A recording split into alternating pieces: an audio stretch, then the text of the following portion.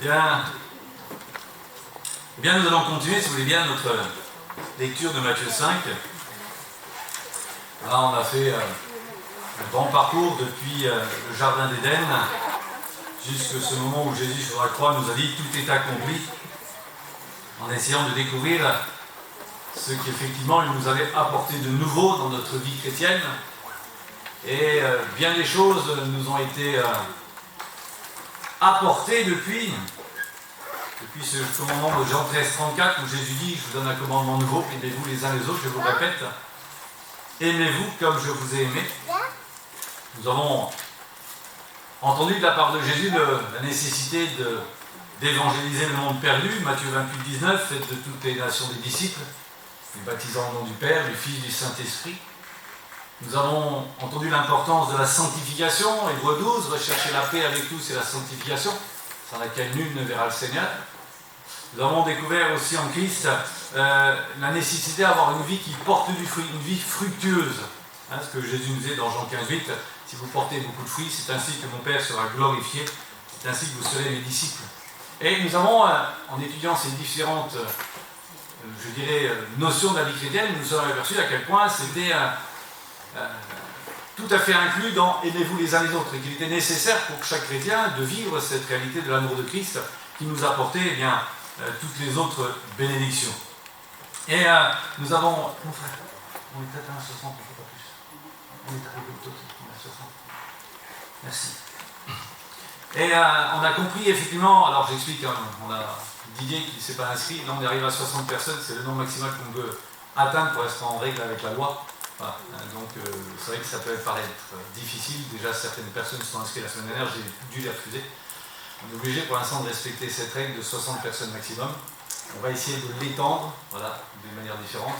Ça ne fait pas plus plaisir qu'à vous, mais voilà, si on veut être dans les règles de ce que l'État nous a demandé, on est obligé de respecter certains principes. Voilà. Donc je m'en excuse par avance si ça peut vous perturber, mais on est obligé de respecter ces règles-là. Donc il nous est dit dans ce passage bien des choses.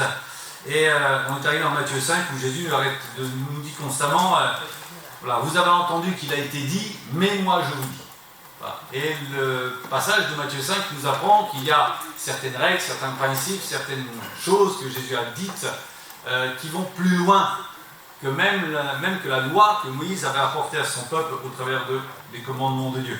Et au travers de ce Matthieu 5, on avait abordé la colère, où Jésus nous rappelait que la colère était l'équivalent d'un meurtre, et qu'il fallait que le chrétien apprenne à dominer sa colère, sinon il serait jugé comme meurtrier. Nous avions abordé ensuite l'adultère qui est quelque part le viol du lien conjugal dans un premier temps, mais qui est aussi l'adultère, le viol du lien qui existe entre Dieu et le chrétien, donc cet adultère spirituel.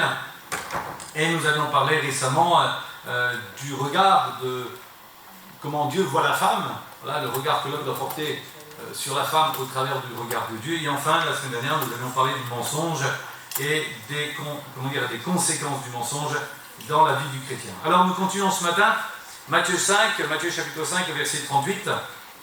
Matthieu chapitre 5, verset 38, où il est écrit dans ce passage, vous avez appris qu'il a été dit œil pour œil, dent pour dent, mais moi je vous dis de ne pas résister aux méchants. Si quelqu'un te frappe sur la joue droite, présente-lui aussi l'autre.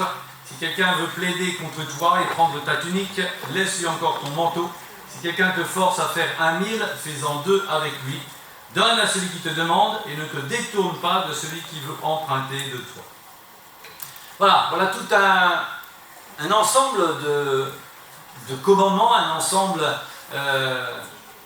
de principes que Jésus veut nous apporter. Il commence avec cet enseignement qui date donc de l'époque de Moïse, où il dit, vous avez entendu qu'il a été dit, œil pour œil, dent pour dent. Alors on va retrouver ce passage, c'est Exode chapitre 21. Exode chapitre 21, verset 23. C'était un principe en Israël, et pas que en Israël. Pour ceux qui s'intéressent un peu à l'archéologie, on a découvert une stèle qui s'appelle la stèle d'Hammurabi, qui est bien connue, qui date à peu près 1800 ans avant Jésus-Christ. Et même sur cette stèle, ces principes étaient déjà écrits. Voilà, c'était des principes qui étaient déjà écrits, qui étaient là, œil pour œil, dent pour dent. Et nous allons voir ce que Jésus disait, Exode 21, 23. Mais s'il y a un accident, tu donneras vie pour vie, œil pour œil, dent pour dent, main pour main, pied pour pied, brûlure pour brûlure, blessure pour blessure, meurtrissure pour meurtrissure. Voilà, le principe de Dieu était là.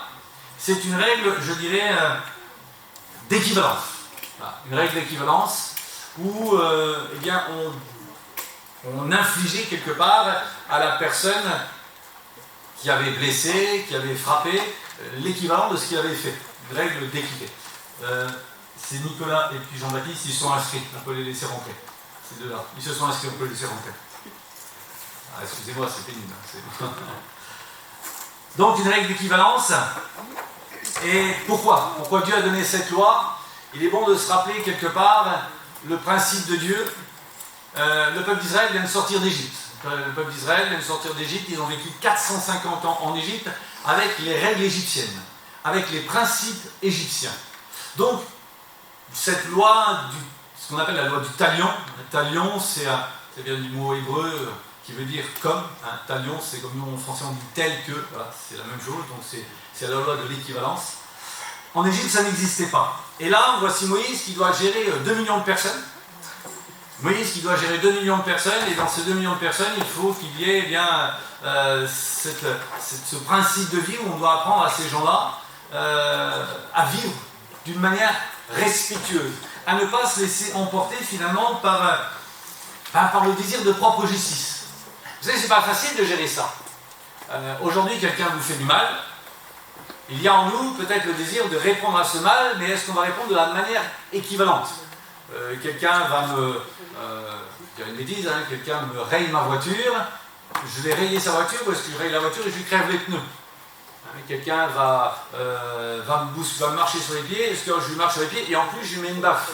Voilà. Il y a la réaction de l'homme, il y a ce côté un petit peu, le désir d'en découdre qui existe dans l'homme aussi.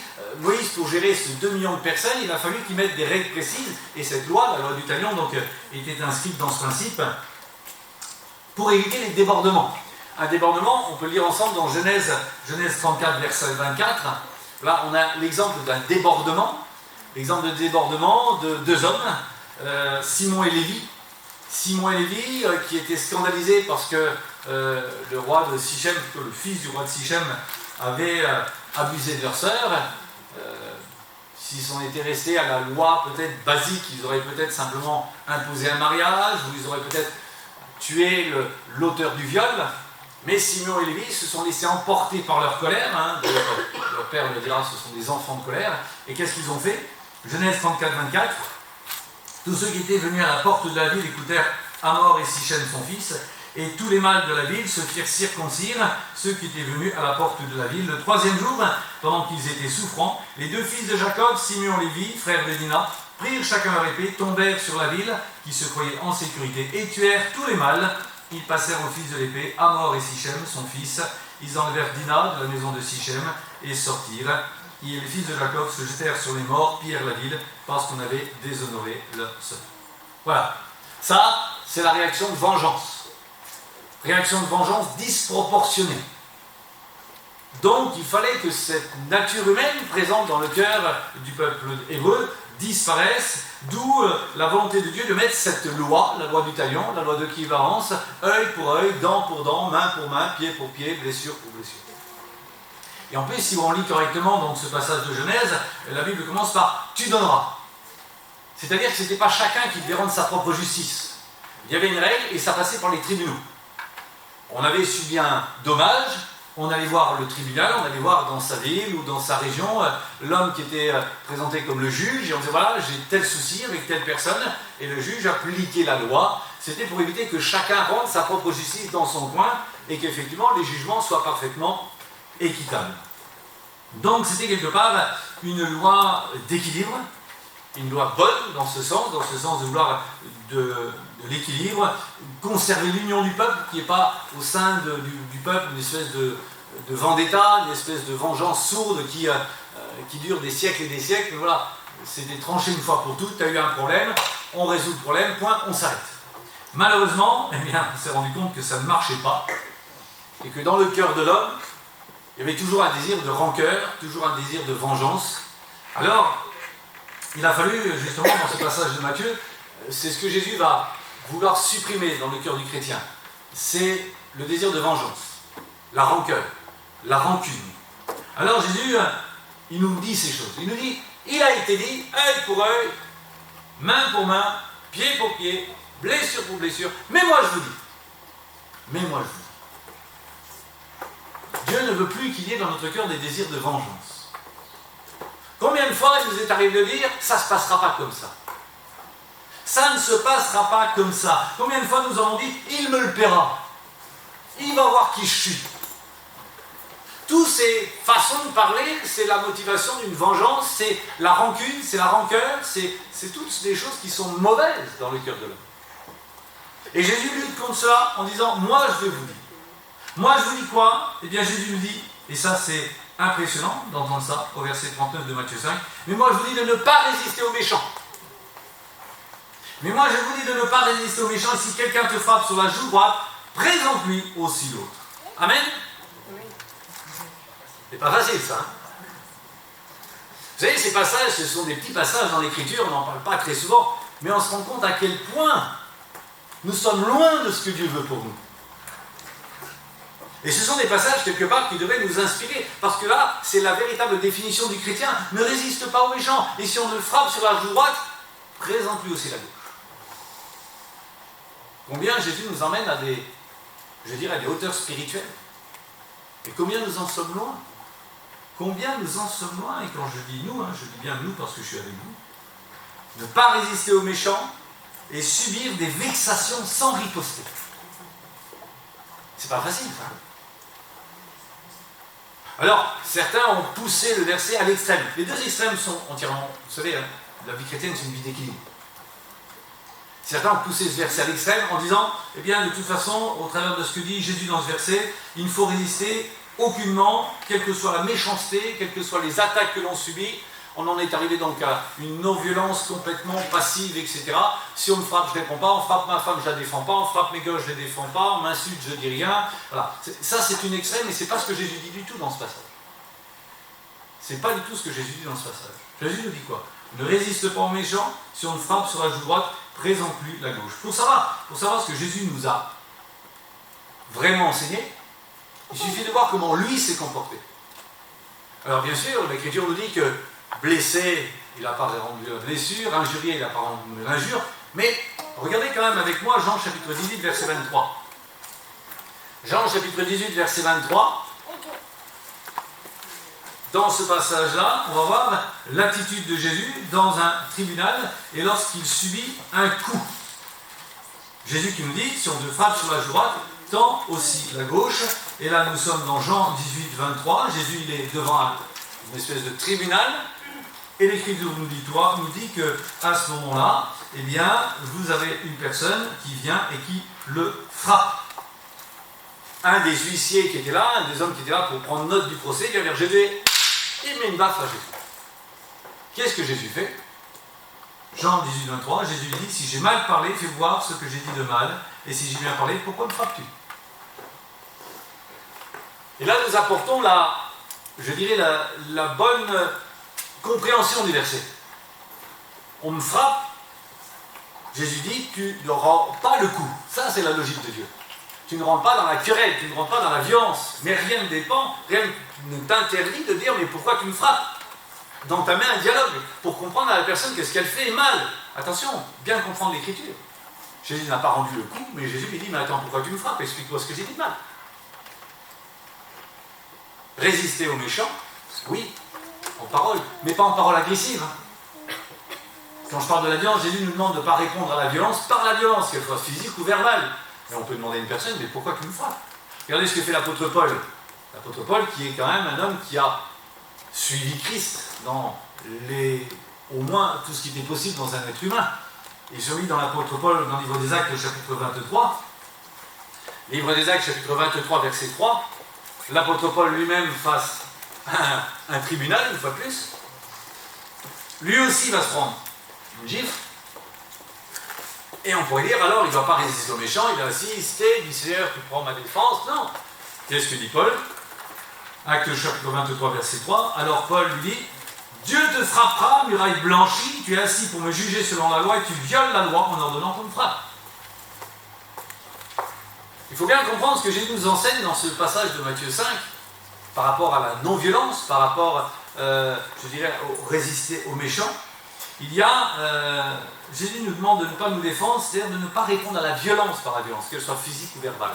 Mais en aucun cas, Jésus nous demande de ne pas interpeller notre agresseur, de ne pas dialoguer avec lui. Et bien sûr, lorsque on sent que la personne n'est pas du tout, je dirais, prête à dialoguer, mais la seule chose qu'elle veut, c'est en découdre, c'est qu'elle veut frapper, quelle est la solution que Dieu donne aux chrétiens alors à ce moment-là? Vous n'avez pas une petite idée? S'en aller, la fuite. Fuir devant l'agression. Mais alors là, ça pose un problème de fuir devant l'agression. Ça pose un problème de fuir devant l'agression. Parce que, pour certains, fuir devant l'agression, c'est de la lâcheté. C'est de la lâcheté, fuir, particulièrement chez les hommes, et peut-être encore plus particulièrement chez les jeunes hommes. Fuir, c'est pas possible. Il y a une question de fierté, une question de testostérone. Il me frappe, je vais lui montrer qui je suis. Et d'ailleurs, si Jésus nous parle dans son passage de Matthieu 5 d'une gifle, c'est pas un hasard. La gifle, c'est ce qu'il y a de plus humiliant. Un homme, il se prend un coup de poing, on est dans le domaine du viril. Vous prenez une gifle. Qui c'est qu'on gifle d'habitude? Un enfant. Enfin, maintenant c'est interdit. Mais bon, actuellement, on gifle un enfant. Et un homme qui se prend une gifle, c'est un affront. À l'époque de l'aristocratie française, à l'époque des nobles en France, vous vouliez provoquer quelqu'un en duel, vous lui mettez un soufflet, vous prenez votre gant, vous lui jetez le gant au visage, c'est un geste de mépris. Pas pour rien que Jésus prend la gifle. Parce que c'est quelque chose de très blessant, très humiliant. Et Jésus nous dit qu'effectivement, eh bien, la réaction du chrétien, c'est de ne pas répondre et de fuir. La réaction humaine qui serait au contraire de répondre, je dirais, à l'agression par l'agression ou au défi. Certains s'imaginent que c'est une preuve de courage, que c'est une grande preuve d'honneur. Ben, c'est ni une preuve de courage ni une preuve d'honneur. C'est simplement une preuve d'orgueil. C'est de l'orgueil. Pour le chrétien. Parce que le chrétien ne doit pas répondre à la méchanceté, par la méchanceté. Regardez ce que dit le Proverbe 27, chapitre 27, verset 17. Proverbe chapitre 27, verset 17. Et vous verrez que vous n'obtiendrez jamais rien en essayant de répondre à la hauteur de la personne. À répondre à l'agression par l'agression, vous n'obtiendrez jamais rien. Qu'est-ce que nous ce proverbe? Proverbe chapitre 27, verset 17. Comme le fer aiguise le fer, ainsi un homme excite la colère d'un homme. Amen. Vous êtes jamais trouvé dans cette situation où quelqu'un vous agresse, vous répondez à l'agression par l'agression. Qu'est-ce qui se passe? Le ton monte. Ça, c'est la logique humaine. Et est-ce que le chrétien doit être là pour mettre du feu? Est-ce que le chrétien est là pour rajouter de l'huile sur le feu? Pour faire qu'une simple querelle se termine en combat, en pugilat, en boxe? Est-ce que c'est ça le devoir du chrétien? Qu'est-ce que Jésus demande à ses enfants? Qu'est-ce qu'un chrétien est censé être? Romains chapitre 12, verset 18. Est-ce que le chrétien, ça doit être un vecteur de colère, un vecteur de haine, un vecteur de violence, un vecteur d'agression? Est-ce que c'est ça un chrétien? Est-ce que le chrétien autour de lui, il doit y avoir du trouble, de la méchanceté, de la violence, de la haine? Est-ce que c'est ça un chrétien? Qu'est-ce qu'on doit avoir autour d'un chrétien? Qu'est-ce que Jésus nous demande d'être? Jésus nous demande d'être des enfants de paix. Amen. Amen. Des enfants de paix. Romains 12, 18. S'il est possible, autant que cela dépend de vous, soyez en paix avec tous les hommes. Amen. Amen. Est-ce que nous sommes prêts à être en paix avec tous? Parce que vous savez, ce verset, souvent j'entends des personnes, des chrétiens utiliser « Ah mais c'est écrit, pour autant que cela dépend de vous, mais là ça ne dépend pas de moi. » Vous savez, dans 99,9% des cas, ça dépend de moi. Ça dépend de moi. Je me fais agresser, je ne réponds pas. Ça dépend de moi, je suis un enfant de paix. Oui, il m'a agressé. Alors oui, cette agression ne vient pas de toi. Toi, tu es tranquille dans ton coin, tu te fais agresser. Mais la réponse à cette agression, celle-là dépend de toi. Et si vous analysez bien les situations que vous avez vécues, peut-être les plus compliquées, elles se sont souvent venimées parce que nous n'avons pas eu la conduite que Christ nous a demandé d'avoir. De ne pas résister aux méchants. De ne pas résister aux méchants. Et d'être des enfants de paix. L'Écriture nous dit qu'il ne faut pas répondre à l'insensé selon sa folie. Amen. Soyons sages. Soyons à l'image de Christ. On peut lire dans 1 Pierre chapitre 2. Première épître de Pierre chapitre 2, l'exemple que Jésus-Christ nous a laissé. Notre exemple, c'est Christ. Notre exemple, ce n'est personne d'autre que Christ. Christ, il a été insulté. On lui a craché dessus. On l'a frappé. On l'a injurié. On l'a battu de coups. Quelle a été sa réaction? Quelle a été sa réaction? Il a cherché un bâton, il a pris les arts martiaux, il a sorti un fusil, il a sorti tout un chapelet d'injures les plus vulgaires possibles. Quelle a été sa réaction? Première épître de Pierre, chapitre 2, verset 21.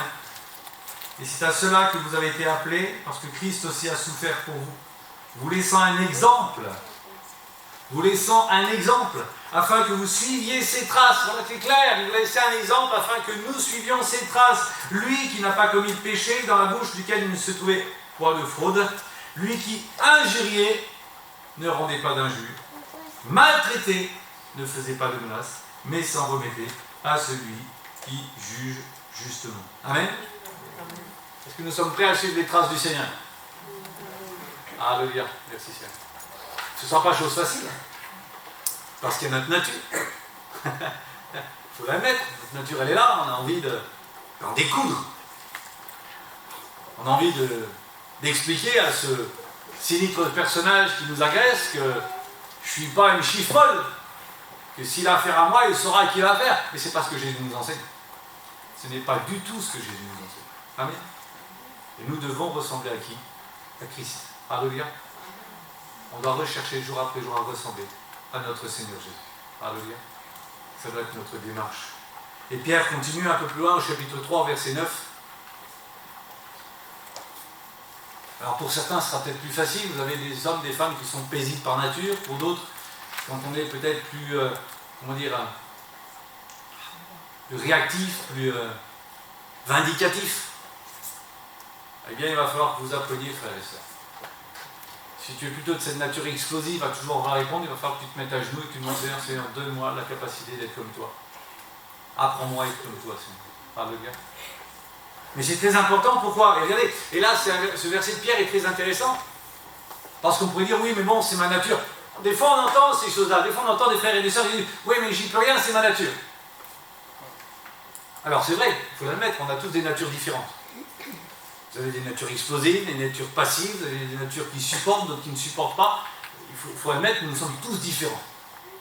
Mais bien que nous soyons tous différents, on a tous un même but, qui est de ressembler à Christ. Amen. Et l'Écriture me dit que toutes les choses anciennes sont passées. Nous sommes devenus une nouvelle création. Donc il faut que cette nouvelle création, elle soit façonnée. Il faut qu'on accepte que Christ nous façonne. Il faut qu'on accepte de ne plus être cet homme, cette femme qui répondait au quart de tour, qui claquait le bec à tout le monde. Il faut qu'on accepte cela. C'est pas facile. Mais il y a aussi une raison pour laquelle il faut le faire. Premièrement, parce que Christ nous le demande, donc c'est la raison la plus importante. Et puis Pierre nous explique aussi dans ce passage, premier épître de Pierre, chapitre 3, verset 9, ne rendez pas le mal pour le mal ou injure pour injure, bénissez au contraire, car c'est à cela que vous avez été appelés, afin d'hériter la bénédiction. Amen. Je ne sais pas si vous lisez le verset comme moi, afin d'hériter la bénédiction, ça veut dire quoi? Pierre nous parle quand même ici quoi, de notre salut. Pierre nous parle ici de notre salut. Et je crois qu'il est important de réaliser que ce n'est pas simplement la bénédiction terrestre qui nous passe entre les mains, si demain je réponds à la colère par la colère, à la violence par la violence, mais la Bible me parle de mon salut. Et je crois que c'est très important de réaliser ça. Bien sûr que ça va à l'inverse de notre sentiment humain, et je comprends que nous puissions ne pas être tout à fait enclins à accepter ces choses-là, parce que notre cœur, notre nature nous pousse dans le sens contraire. Mais aujourd'hui, moi, je dois croire que ce que Christ m'a demandé est bon pour moi. Amen. Est-ce que vous êtes prêts ce matin à accepter de ne pas résister aux méchants. Si on vous frappe sur la joue droite, de tomber la joue gauche. C'est pas facile. C'est pas facile. On a tous des efforts à faire dans ce sens-là. Et puis, attention de ne pas non plus sombrer dans une espèce de perversité spirituelle où on va tordre l'écriture pour comment dire, en pardonnant, en ne résistant pas aux méchants, mais pas avec la bonne attitude. Il y a un verset qui est troublant dans l'écriture, c'est ce passage de Romains chapitre 12 verset 19. Romains chapitre 12 verset 19, un passage qui est vrai, qui est la parole de Dieu, mais qui peut être parfois, comment dire, utilisé à mauvais escient, ou dans un mauvais état d'esprit. Aujourd'hui on me frappe, alors je vais être là, Seigneur, tu m'as dit de ne pas résister aux méchants, je ne résiste pas aux méchants, je le laisse. Je m'éloigne. Quand on est dans cette attitude, alors on est dans la bonne attitude. La mauvaise attitude, c'est je le laisse, je m'éloigne, mais Seigneur, tu lui feras payer. C'est-à-dire qu'au fond de nous, le désir de vengeance, il est toujours là, mais on se cache derrière le Seigneur, parce qu'on utilise un passage comme ce passage de Romains 12, 19, qui dit « Ne vous vengez pas vous-même, bien-aimés, mais laissez agir la colère, car il est écrit « À moi la vengeance, à moi la rétribution, dit le Seigneur. » Donc on dit « Oh ben c'est pas moi qui venge, c'est Dieu qui va me venger. » Oui, mais là on est toujours dans l'esprit de colère, on est toujours dans l'esprit de vengeance, et on n'est pas dans l'esprit de Dieu dans ce moment. Amen. Alors on donne une pseudo-spiritualité, en disant, moi je ne fais rien, mais Dieu va s'en occuper, mais parce qu'au fond de nous, on a envie d'être vengé. On a gardé en nous, dans notre cœur, l'esprit de vengeance. Et ça, c'est pas bien.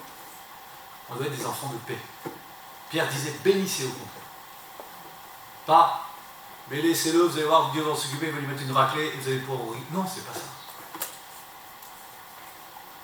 Il faut qu'on soit dégagé cet esprit de vengeance. Bien sûr, peut-être, comme le dit l'Écriture, l'Écriture est juste, Dieu agira, mais la colère de Dieu, elle vient d'où? La colère de Dieu, elle ne vient pas parce qu'un homme ou une femme m'a frappé. La colère de Dieu vient contre cet homme ou cette femme parce qu'il ne se convertit pas, qu'il vient à Christ, tout simplement. C'est pas parce qu'il m'a attaqué personnellement, même si nous sommes aujourd'hui la prunelle des yeux de Dieu, même si Dieu prend soin de ses enfants. La colère de Dieu agira sur cet homme ou sur cette femme simplement parce qu'il n'a pas accepté Christ, c'est tout. Et moi, je dois me dégager de tout sentiment de désir, de vengeance, de colère, et simplement être un enfant de paix, appelé à bénir. Amen. Alléluia. C'est un sacré programme déjà. Et toujours dans ce passage de Matthieu 5, qu'on a eu tout à l'heure, après le fait de ne pas résister aux méchants et de subir l'humiliation, Jésus nous a amené à, c'est dans Matthieu 5, 40, la réaction à avoir face, lorsque nous sommes traînés devant les tribunaux. On va le relire pour se remettre en mémoire ce que Jésus disait, Matthieu chapitre 5, verset 40. Matthieu est au chapitre 5 et au verset 40. Si quelqu'un veut plaider contre toi et prendre ta tunique, laisse-lui encore ton manteau. Si quelqu'un veut plaider contre toi pour prendre ta tunique, donne-lui encore ton manteau. Nous sommes donc là dans le cadre d'un tribunal. Il y a une plaidoirie. Donc je suis traîné devant les tribunaux. Comment réagir quand je suis traîné devant les tribunaux? Alors, encore dans ce passage, certains m'ont poussé à l'extrême en disant, de toute façon, voilà, Jésus dit, on ne va pas au tribunal, quelqu'un monte ton manteau, tu donnes aussi ta chemise et c'est tout. Alors, c'est faux. C'est faux. Et une fois de plus, on a l'exemple biblique du contraire, c'est dans Actes chapitre 25, verset 10. Très important de voir l'écriture dans sa totalité.